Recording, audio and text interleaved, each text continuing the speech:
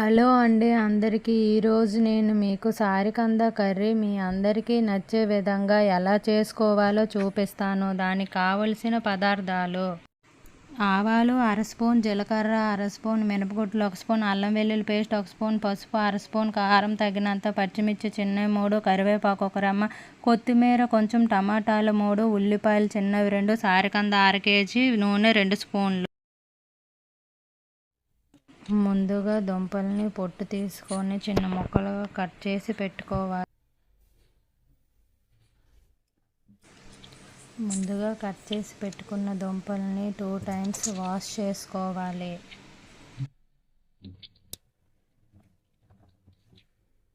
ఇప్పుడు వాష్ చేసుకున్న దుంపల్ని ముందుగా ఉడికించుకుందాం.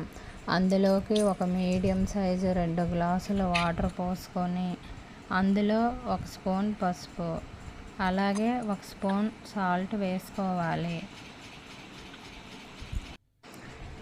పసుపు సాల్ట్ వేసుకున్న దుంపల్ని ఈ విధంగా ఉడికించుకుందాం. ఉడికించుకునేలోపు ఉల్లిపాయ, టమాటా, పచ్చిమిర్చి చిన్న ముక్కలుగా కట్ చేసి పెట్టుకుందాం.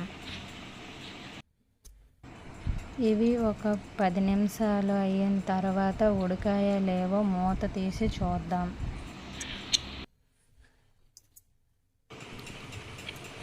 నాకైతే చూడండి చాలా ఈజీగా 10 నిమిషాల్లో మెత్తగా ఉడికిపోయాయి. ఎక్కువ టైం అయితే నాకు పట్టలేదు.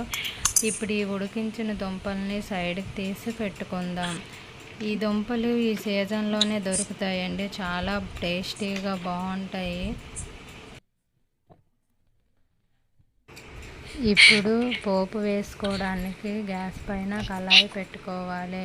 కళాయి వేడయ్యాక ఒక 2 స్పూన్లు ఆయిల్ వేసుకోవాలి. అలాగే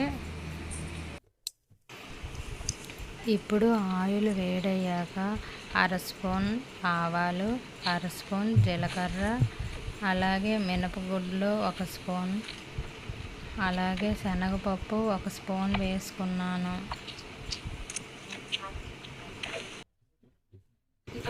పోపు దినుసులు చిటపట అయ్యాక ఉల్లిపాయ ముక్కలు వేసుకోవాలి. అలాగే పచ్చిమిర్చి ముక్కలు వేసుకోవాలి. 2 టైమ్స్ కలుపుకోవాలి. దీన్ని 2 టైమ్స్ కలుపుకున్నాక ఇప్పుడు అల్లం వెల్లుల్లి పేస్ట్ 1 స్పూన్ వేసుకోవాలి. ఇది పచ్చివాసన పోయేంత వరకు వేగించి పెట్టుకోవాలి. నేనైతే అల్లం వెల్లుల్లి పేస్ట్ ఇంటి దగ్గర చేసుకొని పెట్టుకున్నాను. ఇప్పుడు అల్లం వెల్లుల్లి పేస్ట్ వేగినాక టమాటా ముక్కల్ని వేసుకోవాలి. ఈ టమాటా ముక్కలు మొత్తం వేసుకున్నాక దగ్గరగా 2-3 సార్లు మొత్తం కలుపుకోవాలి. ఈ విధంగా మొత్తం కలుపుకోవాలి.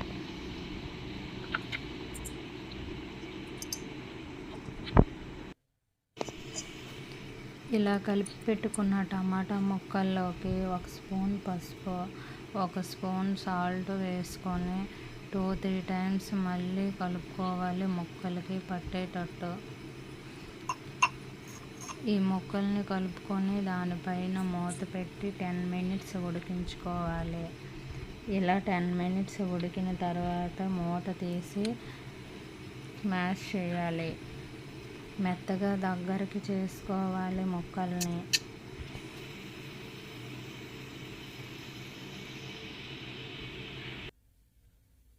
ఈ స్మాష్ చేసుకున్న టమాటా ముక్కల్లోకి ఉడకబెట్టుకున్న సారికంద ముక్కల్ని వేసుకోవాలి. ఇలా వేసుకున్నాక సారికంద కర్రీని మిక్స్ చేయాలి. ఇలా మిక్స్ 2-3 టైమ్స్ మిక్స్ చేసుకున్నాక ఇందులోకి ఒక మీడియం సైజు గ్లాసు వాటర్ పోసుకోవాలి. ఈ మీడియం సైజు గ్లాస్తో పోసుకున్నాను వాటర్.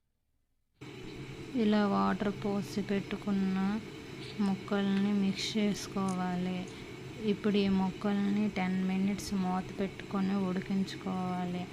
ఇలా 10 మినిట్స్ కుక్ చేసుకున్నాక మూత తీసుకొని ఎలా కుక్ అయ్యిందో చూసుకోవాలి.